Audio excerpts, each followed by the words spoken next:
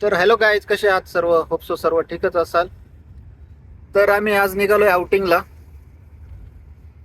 तर माझ्यासोबत आहेत आमचे परममित्र डॉक्टर. आम्ही त्यांचे पेशंट.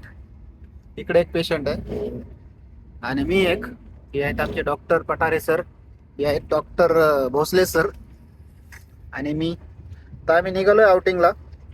तर लोकेशन डेस्टिनेशन आम्ही सांगत नाही, तर तुम्ही व्हिडिओमध्ये शेवटपर्यंत राहा. तुम्हाला पुढे गेल्यावर कळेलच आम्ही कुठे चाललोय. So welcome back to our YouTube channel life with Pasha Amu. तर बाहेर खूप सुंदर पाऊस सुरू आहे. तर अशा या वातावरणामध्ये आम्ही फिरायला चाललेलो आहे. बघू शकता. कसं वाटतंय भोसले सर?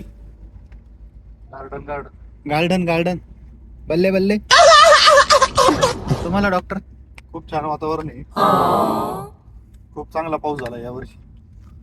सर्व शेतकरी वर्ग, सर्व लोक आज खुश आहेत या पडणाऱ्या इथून पावसामुळे. मागे पण पडला पाऊस बऱ्यापैकी आणि आता पण पडतोय. अजूनही पाऊस चालू आहे. पाऊस उघडण्याची काही लक्षणं नाहीये. तर सकाळी मी निघालो.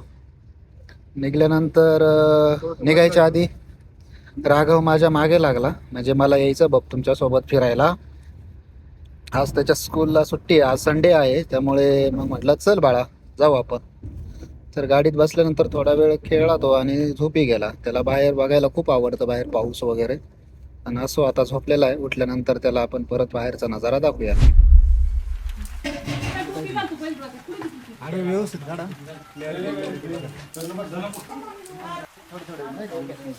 सुदर्शन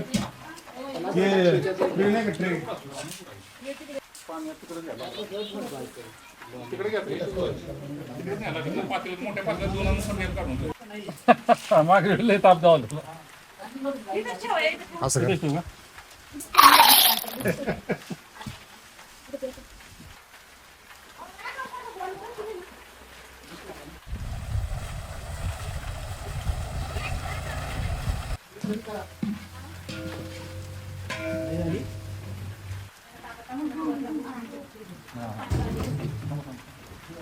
आणि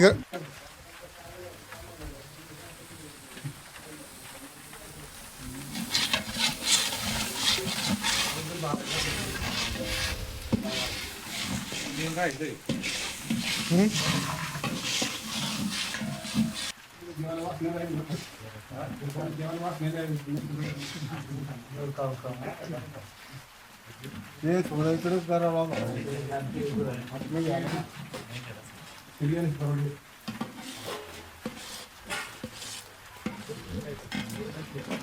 आचारी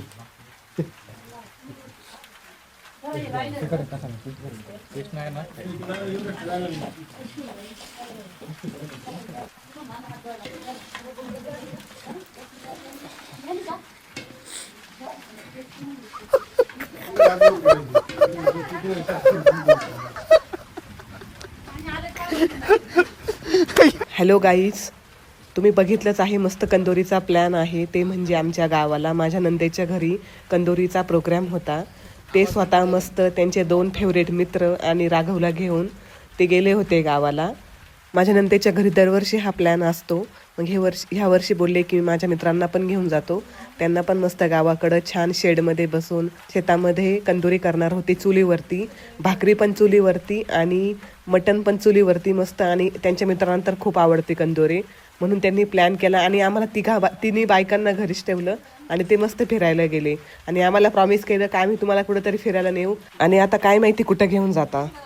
माझ्या ज्या ननद आहेत आणि नंदाई, त्यांना दरवर्षी हा प्रोग्राम करायचा असतो. प्लस त्याच्यामध्ये असं असतं की जी कंदोरी असते ती घरी अजिबात बनवायची नसते, शेतामध्ये बनवायची असते, तिथंच खायची असते. आणि ते राहिलेली भाजी असते किंवा भाकरी असतात घरी घेऊन नसतात जायच्या. मग त्यांनी खूप मोठे शेड बांधलेले आहे त्यांच्या शेतामध्ये, त्याच्यातच ते बनवतात. आपले पाहुणे रावळे मित्र परिवार सगळ्यांना बोलवतात आणि छानपैकी जेवू घालतात. हे त्यांचा प्रत्येक वर्षीचं रिच्युअल आहे. आता तुम्ही अमृताचा आवाज ऐकलाच असेल. किती आजारी आहे बरं, आणि कसं घेऊन जायचं तिला? मग तिकडे खूप थंड वातावरण होतं, पाऊस सुरू होता. असं काही नाही, मी तोंडाला मास्क लावून बसले असते, मी मस्त गरम गरम खाल्लं असतं. उलट माझी सर्दी वगैरे घसा वगैरे छान मोकळा झाला असता. पण त्यांना मला न्यायचं नव्हतं. त्यांना त्यांच्यासोबत मित्रांसोबत मस्त मज्जा करायची होती आणि मला राघव त्रास देऊ नये म्हणून ते त्याला घेऊन गेले. बघा म्हणजे बायकोला न्यायचं नाही, मित्रांसोबत जायचं प्लस पोराला पण घेऊन जायचं, म्हणजे बायको एकटीच. नाही बायकोला आराम दिला मी, मस्त छान आराम केला तिने. मस्त संडे होता आणि आम्ही मस्त गावाला होतो, त्यामुळे मुलापासून आणि नवऱ्यापासून सुटका दिली तिला आणि तिनं तो दिवस एन्जॉय केला आणि आम्ही पण एन्जॉय केला. तुम्ही खूप एन्जॉय केला, मला माहिती आहे. कागद दाबायला भयानक मोठं दिसायला लागला आता. अजून 4-5 फूट घालायचं तर खाली पण काय आता. तर हॅलो गाईज, तुम्ही बघू शकता शेततळं बनवलं आहे.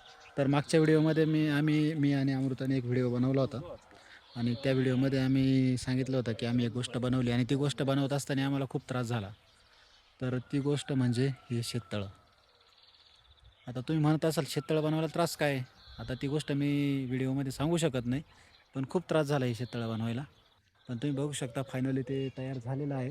आता फक्त कागद टाकायचा आहे आणि कागद टाकला की त्यामध्ये आम्ही पाणी सोडणार आहे, म्हणजे आमचा पाण्याचा दुष्काळ बऱ्यापैकी कमी होऊन जाईल. तर हे आमचे पठारे सर, परत एकदा तुम्हाला इंट्रोडक्शन देतो. तर तुम्हाला तळं बघून कसं वाटलं काय? नमस्कार. खूप छान थळं बनवलं यांनी. तर ह्यामुळे काय होईल, चुका आहे पाणी स्टॉक झाल्यामुळं जे काय शेतीला पाणी उपलब्ध होईल त्यामुळे शेती करणं सोपं जाईल. आणि पाणी उपलब्ध असलं उन्हाळ्यामध्ये की शेतकऱ्याला एक आश्वासन मिळतं हो, की जे आपण पिकं काय प्लॅनिंग केलं आहे, प्लॅनिंग केल्यानंतर जे काय गरज असते रिसोर्सेसची, त्यामध्ये पाणी हे खूप इम्पॉर्टंट आहे. आणि पाणी जर अवेलेबल असेल तर आपण ते काही पण करू शकतो. जे काय पिकं आहे ते आपण व्यवस्थित प्लॅनिंग करून ते जगू शकतो आणि ते व्यवस्थित आपल्याला उत्पन्न देऊ शकतात. आणि त्यामुळे शेतकरी समृद्ध आणि संपन्न होऊ शकतो. ॲक्च्युली तुम्हाला मी हापच इंट्रोडक्शन दिलं सरांचं. सर आहेत श्रीरामपूर गावचे. कोणतं गाव? श्रीरामपूर गोगरगाव. गोगरगाव. आणि त्यांचं तिथं जवळजवळ 15 एकर क्षेत्र आहे आणि त्याच्यात पूर्ण ऊस लावलेला आहे आणि पूर्ण काय म्हणू शकतो आपण, एकदम बागायदार आहेत ते. आपल्यासारखं हे असं माळरान त्यांच्याकडे नाही आहे. त्यांना अशी शेततळ्याची गरज नाही आहे, त्यांच्याकडे वर्षभर पाणी असतं. पण आता आपल्याकडची ही परिस्थिती बघता आपल्याला शेततळं करणं गरजेचं, आणि ते आपल्या या गोष्टीला अप्रिशिएट करतात की तुम्हाला हा गरज आहे. तर हे आम्हाला आता गरजेचं आहे. जसं तुम्ही आता सांगितले 4 शब्द आमच्या नाही, आता फॅन्ससाठी. आमचं जे क्षेत्र आहे त्यामध्ये गोदावरीचा बॅकवॉटरचा आम्हाला थोडाफार उपयोग होतो. ते पाणी वर्षभर अवेलेबल असतं, त्यामुळे तिथं ऊस शेती करणं किंवा ह्या ज्या गोष्टी करणं हे शक्य होतं. म्हणजे माळरान म्हणू आपण, किंवा सरांचं जे क्षेत्र आहे माळरान असेल तर त्या ठिकाणी पाणी हे जीवन आहे आणि पाणी कुठूनही उपलब्ध नाही होऊ शकत. त्याला आपण स्टोअर करणं हाच एक शेवटचा सोल्युशन आहे. आणि मग ते त्या पद्धतीने सरांनी जे शेततळं प्लॅनिंग केलेलं आहे ते कदाचित त्यांना भविष्यात 100% उपयोगी पडेल. सर, तुम्हाला काय वाटतं? तुमचे 4 शब्द आम्हाला कळू द्या. याविषयी काय आहे, थोडेसे 4 शब्दाचं अनुमोदन करा आम्हाला, मार्गदर्शन करा आम्हाला. हा, 1 मिनिट मी इंट्रोडक्शन देतो. हे आहे विनायक भोसले सर. हे आहेत साताऱ्याचे कराडमधले टेंबू गाव. आणि तिथं त्यांना पण खूप पाणी आहे. मी दुष्काळी आहे त्यांच्यामध्ये. तर यांच्याकडे पण पाण्याचा काही तोटा नसतो, वर्षभर पाणी असतं. आमच्याकडे जमीन, आमच्याकडे काय, आमच्या घरापासून 500 मीटरवरती कृष्णा नदी आहे. ते 12 महिने 18 काळ ते पाणी असतंच, त्यामुळे आम्हाला पाण्याची अशी कधी गरज पडली नाही. पण इकडे बघून असं वाटतंय की मला ते खरंच पाणी साठवून ठेवलं पाहिजे. तर अशा प्रकारे आम्ही आजचा दिवस घालवला. तुम्ही बघितलं असेल, मस्त छान. आज कंदुरी ना काय म्हणतो आपण, कंदुरीचं जेवण जेवलो. त्यानंतर सरांच्या शेततळ्यावर आलो, आता शेततळ्याचा आढावा घेतला. यामध्ये आम्हाला खूप अनुभव आले चांगले फिरण्यामध्ये. आणि कंदुरी मी बनवली होती. आणि कंदुरीचा स्वयंपाक हा पूर्ण टेंबू गावचे आमचे जे मित्र आहे त्यांनी हा पूर्णपणे स्वयंपाक बनवला आणि 1 नंबर भाजी झाली होती. जर ऑर्डर असेल ना, तुम्ही गावाकडची आम्हाला नक्की कंदुरी कळवा. ऑर्डर आणि गावाकडची कंदुरी ही कधीही 1 नंबर असते. बरं, अजून एक, तुमच्याकडे जर ऑर्डर असेल कुठे कंदुरी बनवायची तर आम्हाला कळवा, आम्ही येऊ कंदुरी बनवायला. आमच्याकडे स्पेशलिस्ट कंदुरी मास्टर आहेत. आता झालो जस्टच. हा, त्यांनी एवढे 20-25 किलोची कंदुरी कधी केली नाही, पण करतात ते. थोडं मूडमध्ये आले काही पण करतात. त्यामुळे त्यांनी 20-25 किलोची ॲट अ टाईम केली. 2-3 किलोच्या पुढं कधी त्यांनी म्हणजे कंदुरी बनवली नसेल किंवा भाजी बनवली नाही नॉनव्हेजची. तर अशा प्रकारे मस्त आम्ही जेवण वगैरे केलं आहे. आता आलो आहे तळ्यावरती. आता हे झालं का बघून आम्ही आता निघणार बॅक टू पुणे. बरोबर काय? ओके, चलो बाय. तर भेटूया पुढच्या ब्लॉगमध्ये. तोपर्यंत बाय बाय.